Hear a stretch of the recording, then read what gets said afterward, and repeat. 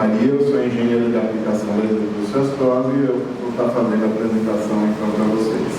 Então, como a Patrícia já mencionou, as indústrias TOSI ela tem algumas divisões. A divisão tropical é a divisão de difusão de ar.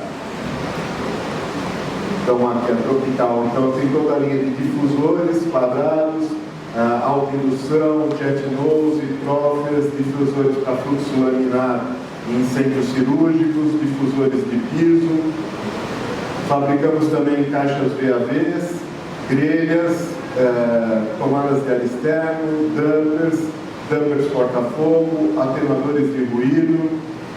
Ano passado nós lançamos um produto novo, que é essa veneziana eliminadora de gotas. Isso foi por conta de uma demanda de 2 data centers em construção que não iam utilizar refrigeração mecânica, então eles iam ter paredes e mais paredes de tomadas de ar externo.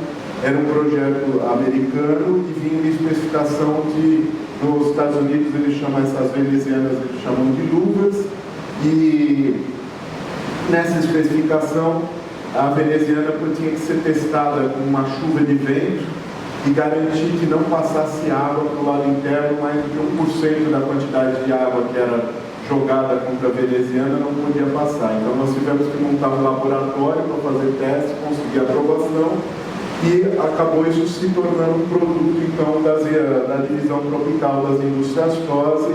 E aqui vocês veem esses 2 data centers, a quantidade dessas venezianas então instaladas aqui. Esse é um conjunto de venezianas mais dumpers on-off, mais até dumpers proporcionais e uma bateria de filtros em forma de cunha, filtros metálicos em forma de cunha.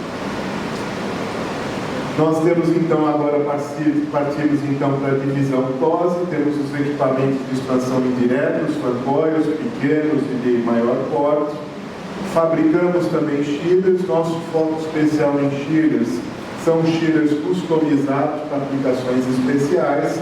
Neste caso, por exemplo, foi uma demanda da Santa Casa de São Paulo, eles precisavam de chillers para colocar numa plataforma metálica embaixo deste pergolado de concreto, e o chiller tinha que passar entre o vão aqui dentro desta viga e dessa viga. Então os chillers tradicionais não funcionavam, e nós desenhamos um chiller na altura para poder se encaixar às necessidades do cliente. Essa é a característica das indústrias TOSI. Nosso lema é: você precisou, a TOSI tem, a TOSI faz. Daí, partindo para os equipamentos de expansão direta, temos a linha aqui de rooftops, selfies, condensação a ar, condensação a água, splitões. Temos toda uma linha de equipamentos de alto fator de calor sensível, conhecidos aqui no Brasil como equipamentos de precisão para data centers. Esse, no caso, é o que a gente chama de equipamento perimetral. O equipamento perimetral ele também pode ser tanto de expansão indireta como de expansão direta. Dentro dessa linha de precisão, alto fator de calor sensível, a gente faz rooftops especiais de alto fator de calor sensível, splits também customizados de alto fator de calor sensível, de precisão, para salas de menor capacidade, como salas de no breaks em data centers, que daí já entra nessa linha de capacidade. Temos também os equipamentos conhecidos como in-roll no mercado, que são colocados entre os racks de servidores. Ele pega o ar quente atrás e solta o ar frio na frente. Esse equipamento também tanto de expansão direta como indireta. E temos a linha aqui de equipamentos wall-mounted. Hoje a TOSI está liderando o mercado desse tipo de equipamento por conta da demanda das mineradoras como a Vale, que encomendam junto aos players de dispositivos elétricos como Siemens, ABB, WEG, Schneider, eletrocentros prontos para mandar para as minas, para não ter que ficar construindo o eletrocentro em alvenaria lá em Parapeba, no Pará. E esses eletrocentros, além dos quadros elétricos, eles têm inversores de frequência para motores de grande capacidade, 500 cavalos, 1000 cavalos, 2000 cavalos. Esses inversores de frequência dissipam uma quantidade de calor absurda e eles têm que ser climatizados, e por conta disso eles utilizam equipamentos desse tipo, equipamentos wall-mounted. Também temos equipamentos customizados aí para a indústria, para salas limpas, indústrias farmacêuticas, hospitais, é a nossa linha Tex. Esse equipamento é um equipamento totalmente customizado, ele é, conforme o projeto, a gente vai fazer. Então, de 2 a 120 TRs, aquilo que o projetista dimensionou, colocou no equipamento, a gente vai fazer o projeto de equipamento para atender as necessidades. Então, pode ter toda a bateria de filtragem que o projetista quiser, umidificação, aquecimento, até rodas entálpicas para recuperação de energia ou cubos entálpicos, tudo isso pode ser incorporado nesse equipamento. Esse equipamento ele trabalha, tem uma forma construtiva diferente dos equipamentos de conforto, que é para atender a norma DW143 de estanqueidade para até 1500 Pascal, porque quando você trabalha num sistema com filtros absolutos, a pressão toda do sistema é mais alta e você tem que garantir que não exista nem infiltração, nem vazamento do equipamento. Então esse equipamento atende essa capacidade, condição. Ainda dentro da linha hospitalar, nós temos o fancolete hospitalar, a gente chama de fancolete, 1, 2 e 3 TRs, mas ele também dispõe de sistema de expansão direta. Se você não tiver água gelada, podemos fazer ele com expansão direta, e ele visa aqui atender aquilo que está na NBR 7256, que é a norma de ar-condicionado para estabelecimentos assistenciais à saúde, que estipula os graus de filtragem conforme cada ambiente hospitalar e pode chegar a ter 3 níveis de filtragem. Então, esse equipamento atende essa condição. No início da pandemia, nós lançamos esses 2 equipamentos, que são equipamentos com filtragem absoluta ou filtragem EVA. Eles podem ser utilizados tanto para fazer a recirculação do ar do ambiente, assim reduzir a carga viral e a carga de material particulado, como eles também podem ser utilizados para transformar um quarto convencional num quarto de isolamento para doenças infecciosas por aerossóis, criando pressão negativa. Então, nesse caso aqui, vocês veem aqui na parte superior do colarinho. Esse colarinho você pode colocar um duto flexível, fazer um furo na janela e expurgar o ar, criando pressão negativa e transformando. Ele utiliza aqui, vocês podem ver, ventilador eletrônico. Esse ventilador eletrônico pode ser conectado com sensor de pressão diferencial para ele regular a rotação e manter a pressão diferencial entre o quarto e o ambiente externo, conforme preconiza a 7256, com uma pressão, um diferencial mínimo então de 5 Pascal.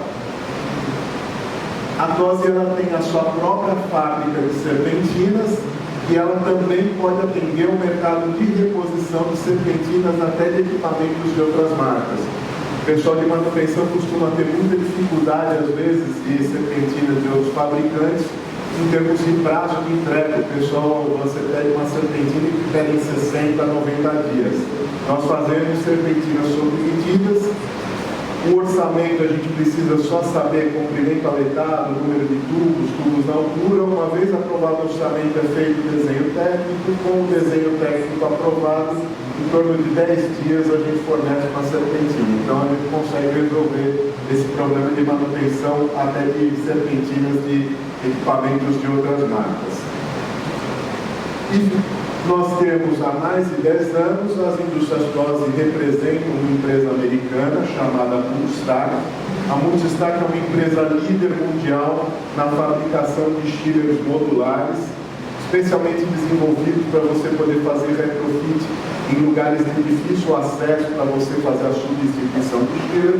Então você leva o chiller em módulos e conecta ele em módulos para poder fazer o retrofit. E ela também é uma das líderes mundiais na utilização do que existe de mais moderno em termos de eficiência energética em compressores, que é o compressor centrífugo com mancais magnéticos dando nos turbocores. Então essa é uma expertise. E a TOSI foi pioneira em trazer para o Brasil essa tecnologia, isso há mais de 10 anos, aí, em 2010, nós instalamos os primeiros chillers com essa tecnologia.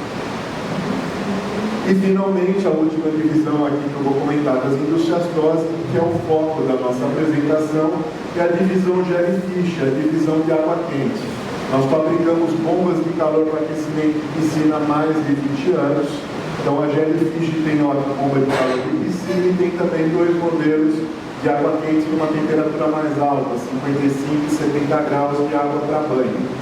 E é dentro dessa divisão Jellyfish que nós estamos lançando um novo produto. E é o tema desta apresentação, de um novo conceito de recuperação de calor. São as bombas de calor com evaporação à água, gelada ou de condensação. Por que eu falo evaporação à água? Porque aqui na bomba de calor nós temos um ciclo frigorífico. Todo ciclo frigorífico eu tenho o evaporador e o condensador, compressor, evaporador e dispositivo de expansão é o que fecha o ciclo frigorífico. O evaporador é quem absorve o calor, o condensador é quem rejeita o calor. No caso de uma bomba de calor tradicional, o evaporador é essa serpentina e é o ar que vai passar por ela é que vai promover a evaporação do gás refrigerante que vai estar absorvendo o calor do ar externo. Então, é uma bomba de calor de evaporação à água. O ar é que faz evaporar o gás refrigerante. Aqui no caso desse lançamento, nós vamos estar substituindo a serpentina por um trocador de calor à água, e ao invés de eu roubar o calor do ar externo, eu vou estar roubando o calor da água, que pode ser tanto água gelada, de sistema de expansão direta. Se eu não tiver um sistema de expansão direta, mas tiver alguma forma de água de condensação em algum sistema, eu posso até também usar a água de condensação. Então, o que tem errado aqui com essa figura? Aqui nós temos um hospital, poderia ser um hotel. Eu tenho que, para poder promover conforto térmico nesse ambiente, eu tenho que ter um sistema de ar-condicionado. O sistema de ar-condicionado absorve o calor do ambiente e vai rejeitar o calor absorvido dos ambientes para o meio externo. Aqui eu representei um estilo de condensação à água com uma torre de arrefecimento. Então, é a torre de arrefecimento que está rejeitando o calor absorvido dos ambientes para o meio externo. Por outro lado, em hotéis e em hospitais, eu tenho demanda de calor para esquentar água de banho. Só que normalmente a gente usa uma outra fonte de energia para fazer esse aquecimento de água de banho. Isso não faz sentido. Se eu estou usando o calor, absorvendo o calor dos ambientes e jogando esse calor para fora, não faz sentido eu injetar uma outra forma de energia para promover calor para esquentar água de banho. Isso é jogar dinheiro fora. E daí, qual que é a nossa proposta? Já existem na ASHE diversos artigos falando de recuperação de calor. Com certeza vocês já devem ter visto chillers com recuperação de calor, mas isso tem algumas limitações de aplicação dos chillers com recuperação de calor. Basicamente, recuperação de calor a gente pode utilizar para quê? Para fazer pré-aquecimento, aquecimento para calefação, reaquecimento para controle de umidade, uso doméstico, que seria água sanitária para banhos, aquecimento de piscinas e processos industriais que requeram água até 75 graus, nós conseguimos atingir uma recuperação de calor de sistemas de ar-condicionado. A ASHE tem a Standard 90.1, que é a Standard de Eficiência Energética.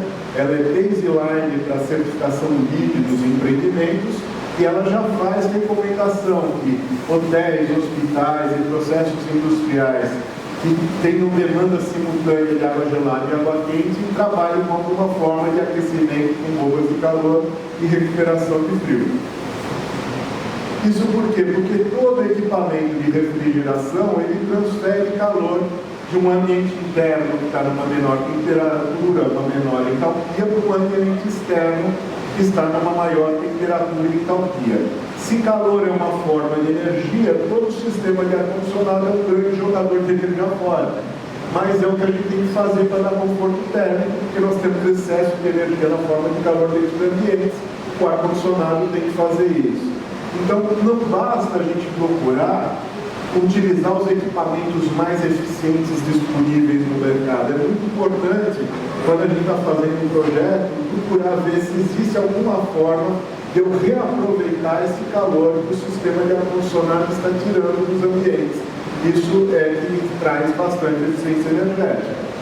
Só que para isso é importante também a gente ver como é que isso se comporta ao longo do ano, das 8.760 horas do ano, verão e inverno, com a demanda de água gelada e água quente, para se traçar uma curva mais ou menos como essa. Essa é uma curva hipotética aqui no Brasil, de demanda de água gelada e demanda de água quente no hotel e no hospital. Os estudos que nós temos feito têm mostrado que a demanda de água quente para banho, ela tem girado em torno de 10 a 20% da demanda de água gelada, só que ela é invertida. A de água gelada é a maior nos meses de verão e menor nos meses de inverno, e a de água quente ela cresce nos meses de inverno. Mas dificilmente aqui no Brasil, especialmente aqui na região, nós vamos ter um cruzamento dessas linhas como ocorre nos Estados Unidos e na Europa, onde você vai ter que ter calefação, vai ter que ter uma série de outras coisas. Aqui é LTR, por exemplo, de capacidade, e aqui os meses do ano. Então, vamos lá, qual que é a nossa proposta? Imagina aqui que eu tenho num hotel, num hospital ou num processo industrial a minha demanda de água gelada, que são os meus tampões. Eu uso um chiller aqui, agora eu representei um chiller a ar, mas poderia ser um chiller de condensação a água, produzindo água gelada aqui para atender a demanda dos meus tampões. Só que eu também tenho um reservatório de água quente, que é a minha demanda de água quente. E normalmente, como é que eu faço a manutenção da temperatura desse reservatório? Eu uso uma bateria de aquecedores a gás de passagem, com bomba, promovendo essa recirculação. Por quê? Porque à medida que eu uso a água quente, eu estou repondo com água fria. Então cai a temperatura, eu tenho que recircular no reservatório para manter a temperatura. Qual que é a nossa proposta? A nossa proposta é esse equipamento aqui, é uma bomba de calor. E no que consiste essa bomba de calor? Eu vou ter um ciclo frigorífico, eu tenho que ter um compressor, eu tenho que ter um evaporador, um condensador e um dispositivo de expansão. Esse é o ciclo frigorífico. Quem rejeita calor? Quem rejeita calor é o condensador. Ora, onde eu preciso do calor? Na minha demanda de água quente, que é o reservatório de água quente. Então, da mesma forma que os aquecedores aqui, eu vou ter que fazer uma recirculação de água aqui no reservatório, passando pelo meu condensador. Até aí, a mesma coisa que uma bomba de calor a ar. Qual que é a grande sacada? A grande sacada é aqui como é que eu vou trabalhar o meu evaporador. Eu vou trabalhar o meu evaporador dessa forma. Eu faço uma aplicagem na minha linha de retorno de água gelada, passo pelo evaporador do equipamento e retorno para a própria linha de retorno de água gelada. E é isso que é a grande diferencial quando a gente fala em recuperação de calor, em chillers com recuperação de calor. Esse conceito, e por isso o tema da palestra, um novo conceito em recuperação de calor, é que é interessante. Primeira coisa, qual que é o grande problema da recuperação de calor? Ele tem limite de temperatura e esse limite cai quando ele está operando em carga parcial. Ou seja, justamente nos meses de inverno, onde você tem mais demanda de água quente, ele não consegue produzir água na temperatura desejada. Então, ele não pode ser utilizado para recircular a água do reservatório, porque ele vai derrubar a temperatura da água do reservatório. Aqui não. Eu tenho dois equipamentos operando de forma independente e autônoma, e eu não preciso ter nenhuma automação interligando eles. Então, o chiller vai continuar monitorando a temperatura de água gelada e atendendo a minha demanda de água gelada, e a bomba de calor vai ser controlada pela minha demanda de água quente. Só que toda vez que eu ligo esse compressor para poder atender a minha demanda de água quente, eu vou rejeitar água gelada para o meu sistema. Qual que é o resultado disso? Se uma parcela da água passa pelo evaporador do equipamento e outra passa direto, quando essa parcela é gelada e se mistura com a anterior, eu derrubo a temperatura de retorno. Se eu derrubo a temperatura de retorno da água para o chiller, o que vai acontecer? O chiller vai diminuindo capacidade na proporção da quantidade de água gelada que o equipamento produziu e, consequentemente, eu estou fazendo uma forma de recuperação de calor, só que de forma muito mais eficiente. Eu consigo ter um controle muito melhor do processo, porque são dois equipamentos independentes, um para atender a demanda de água gelada e outro para atender a demanda de água quente. E o equipamento é um equipamento extremamente compacto, ele é do tamanho aqui, menor até do que essa mesa. Ele vai ter 1,10 m de largura por 80 por 90, é um equipamento extremamente compacto. 2 compressor, válvula de expansão eletrônica, 2 trocadores à placa, um CLP da Carel, próprio para chillers, para equipamentos de precisão, então um controlador lógico mais especializado do que o termostato de uma bomba de calor. Você pode ligar isso daqui no sistema de automação predial, pode fazer até IoT, Internet das Coisas, e fazer leitura remota. O equipamento está preparado até para você ligar 2 equipamentos e dobrar a capacidade usando a mesma área de risco. E ele vai ter essas características. Vai ter não, já está em produção, já tem essas características. Eu consigo então produzir, pegar o reservatório a 50 graus e devolver uma água a 55 graus. Vou ter uma capacidade de aquecimento aqui de 57,7 kW e ao mesmo tempo eu rejeito 11,67 kW. O interessante é o seguinte, é que aqui eu tenho um consumo elétrico, então eu consigo fazer a conta aqui do copo de refrigeração, copo de aquecimento e copo da simultaneidade. O que isso quer dizer? Quando eu tenho um sistema de ar-condicionado, eu só tenho um copo de refrigeração. Quando eu tenho uma bomba de calor a ar, eu só tenho um copo de aquecimento. Nesse caso, eu tenho os dois. Então, para cada quilowatt de energia elétrica que eu forneço, eu gero 5,51 kW em troca térmica. 2,21 kW produziu frio e 3,22 kW produziu calor. E eu estou aproveitando esses dois lados do ciclo frigorífico. Então, o aproveitamento é total.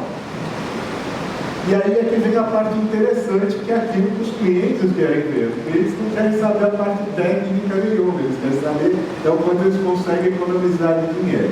Então, vamos lá. Vamos pensar o seguinte, isso são tarifas médias, as tarifas todos nós sabemos que variam ao longo do Brasil inteiro e conforme cada tipo de contrato, mas energia elétrica é vendida em kWh, gás natural é vendido em metro cúbico, o GLP é vendido em quilo, só que cada um tem o seu poder calorífico. Então aqui está a tarifa da kWh, do metro cúbico de gás natural e do quilo do GLP. Se eu faço uma regra de 3 e converto tudo na mesma base kWh, eu tenho aqui 60 centavos do kWh de energia elétrica, 40 centavos do gás natural e 52 do GLP. Quem olha essa tabela fala, o gás está na vantagem, o gás está mais barato. Mas daí nós vamos para a tabela de baixo. O que acontece? Quando eu uso energia elétrica na forma de uma resistência elétrica, o custo do meu quilowatt térmico é o mesmo do quilowatt elétrico. Porque para cada quilowatt de energia que eu forneço, eu gero 1 quilowatt de aquecimento. A bomba de calor não. A bomba de calor está roubando o calor do meio ambiente. Então, uma bomba de calor a ar, o COP dela vai variar ao longo do ano conforme a temperatura externa. Na média anual, para São Paulo, aqui ela vai dar um COP até mais alto aqui no Pernambuco. Mas para São Paulo, na média anual, ela vai dar um COP em temperatura de água de banho na faixa de 3,14. Então, o meu quilowatt térmico vai custar o quê? 19 centavos, que é 60 centavos dividido por 3,14. O meu quilowatt térmico custa 19 centavos. Só que na bomba de calor a água, o COP é um pouquinho mais alto, 3,22. Eu vou dividir os 60 centavos por 15,22, mas eu ainda em cima desse valor, eu tenho que descontar o quanto o chiller gastaria de energia para produzir água gelada que a bomba já está produzindo no lugar dele. E daí vai depender da eficiência do chiller que tiver na instalação. Aqui eu estou supondo um chiller que tem um COP médio anual de 4,40. Quando eu faço essa conta, como eu estou aproveitando os dois lados do ciclo frigorífico, o que é de se esperar? Que isso daqui caia mais ou menos pela metade. E é o que acontece. Que agora eu estou aproveitando os dois lados. Então, o custo do meu quilowatt térmico caiu de 60 centavos da resistência elétrica para menos de 10 centavos para esse equipamento. Já do lado do gás, o que acontece? Este valor aqui só se referia ao poder calorífico. Só que o aquecedor a gás ele não tem 100% de eficiência. Se vocês forem na loja de material de construção, vai estar lá a etiqueta do Inmetro. Os melhores aquecedores vão estar com eficiência de 86%. O que isso quer dizer? Quer dizer que do poder calorífico da gás, 86% aqueceu a água, 14% foi perdido. Aonde que ele é perdido? Ele é perdido nos gases de exaustão, porque o ar entrou frio e ele sai quente pela chaminé. Então esse é o calor que é perdido, que não foi aproveitado para aquecer a água. E por isso, quando eu divido aqui os 39 e os 52 centavos por 86%, esse quilowatt térmico então saltou para 45, 60%. 45, 60 centavos.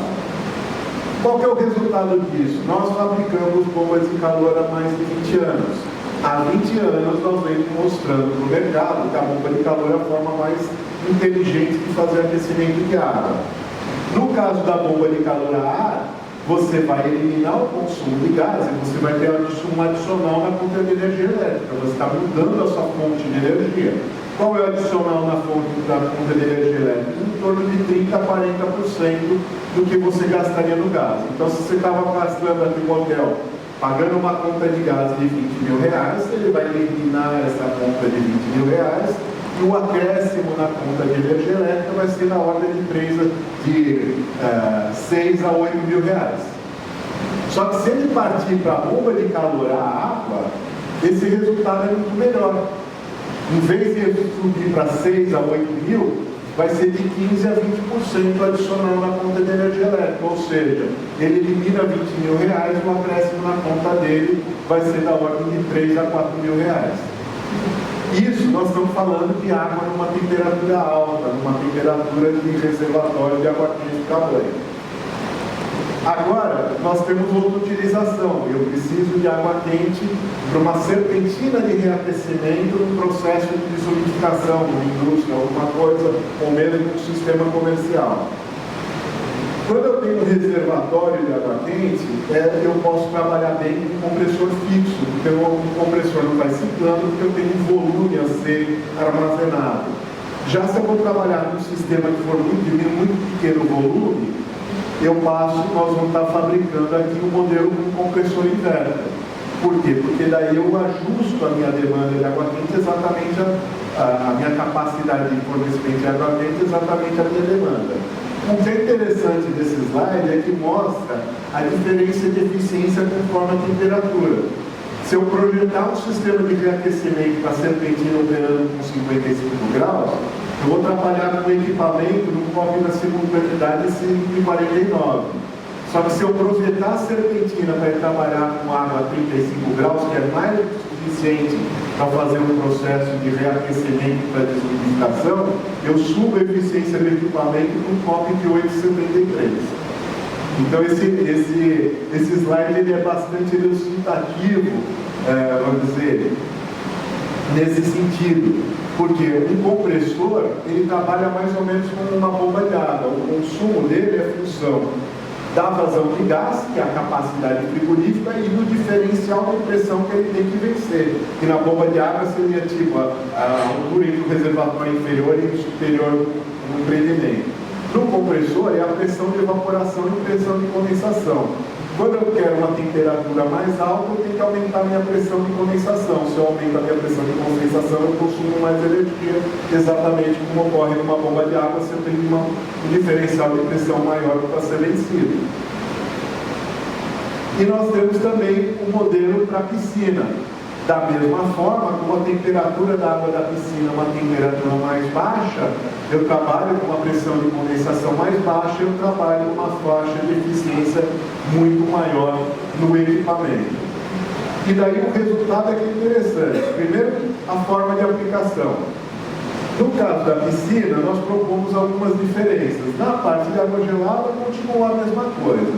Na parte da piscina, nós propomos utilizar um trocador de calor intermediário e a placas de titânio para você garantir que o tratamento químico da piscina não vá trazer problemas para o condensador do equipamento.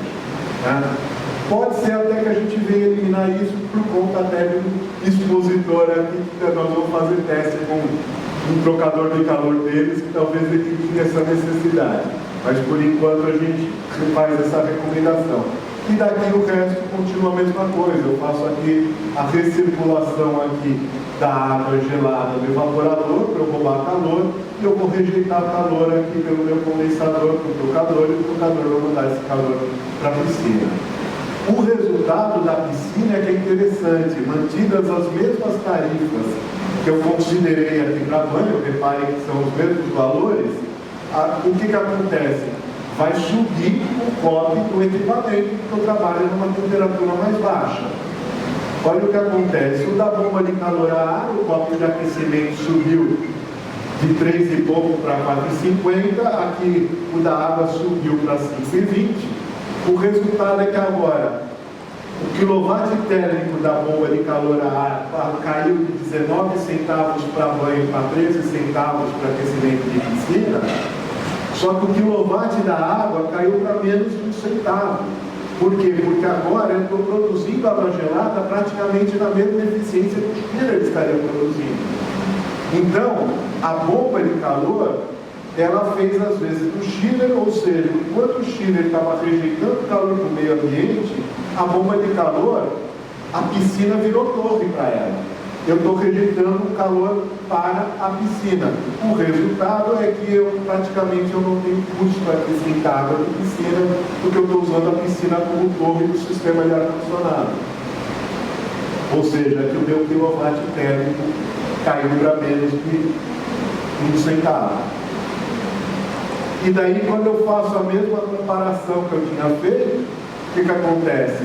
Gás com bomba de calor a ar, o meu quilowatt aqui, o meu adicional na conta de energia elétrica de uma bomba de calor a ar versus um aquecimento a gás de piscina, você tem um acréscimo na conta de energia elétrica em torno de 20% a 30% do que você gastaria se utilizasse gás. Só que quando eu comparo agora a bomba de calor a ar com a água, eu tenho economia de 96% sobre a bomba de calor a ar. Porque ficou de graça aquecer a piscina com esse tipo de equipamento. Então, esse é o equipamento que nós estamos lançando. E aqui é um estudo interessante de um resort no sul da Bahia, que tem piscinas enormes, que não tem bomba de calor a ar, ele faz o aquecimento de piscina a gás.